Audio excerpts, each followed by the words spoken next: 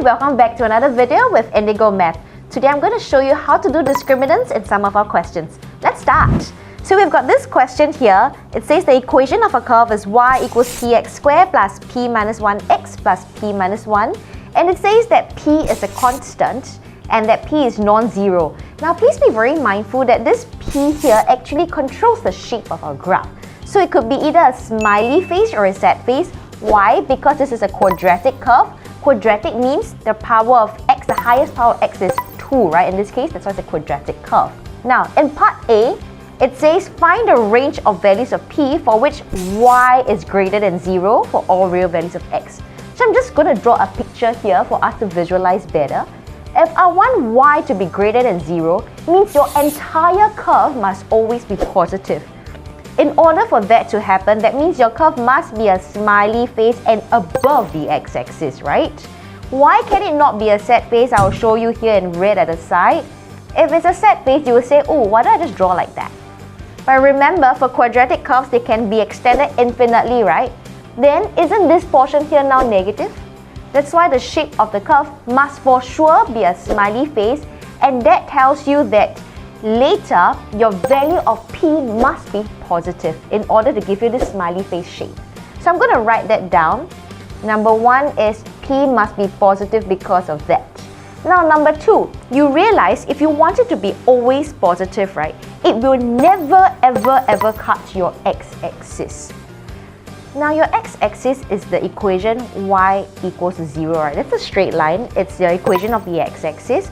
So it means that if I were to solve the curve and this y equals to 0 simultaneously, I should not have a solution. Now remember, if you want no solution, that means no real roots, which then tells you that b squared minus 4ac must be strictly less than 0. If you're not sure how this came about, I'm going to explain to you. Remember in your E-math, you learned how to solve for your values of x when you got quadratic using quadratic formula.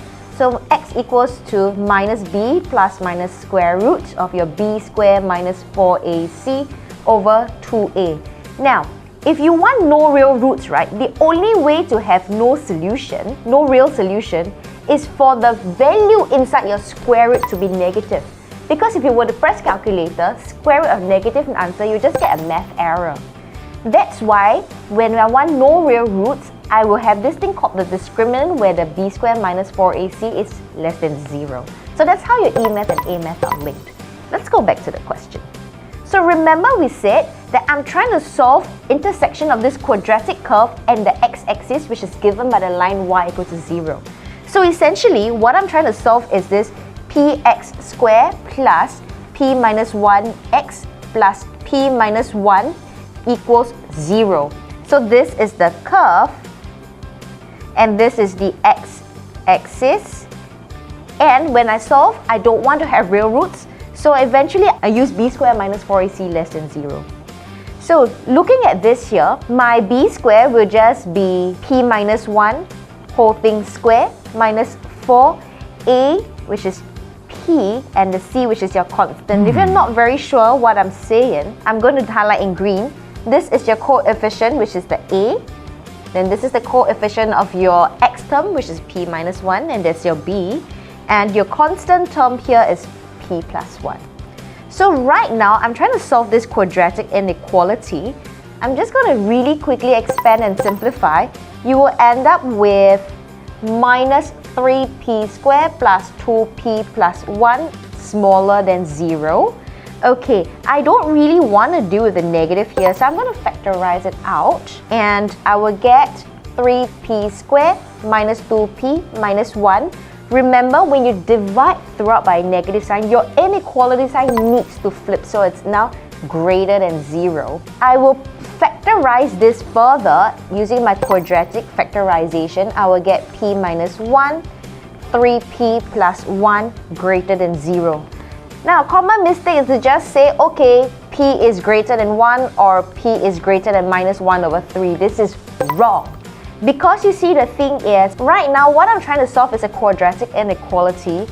I'm not meant to just go straight away like that. I need to draw the curve first. So you see here, this curve is a smiley face, right? Because p times p gives me p squared. And you realize you get a 3p squared, which is positive, so it's a smiley. So I'm just going to do a sketch at the side here, smiley curve. I want greater than 0, right, which corresponds to these portions here. And my roots will be negative 1/3 and 1.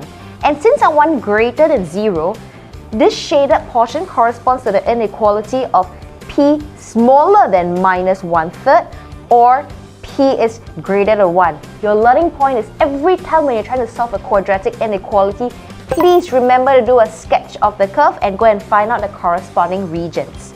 Now, remember, I'm not allowed to take both answers, right? Remember right in the beginning, I told you that the value of p must be positive because I want to have a smiley face curve to ensure that my entire graph is always going to be greater than 0. Hence, I'm going to reject the answer of p smaller than minus 1/3 and my final answer will just be p is greater than 1.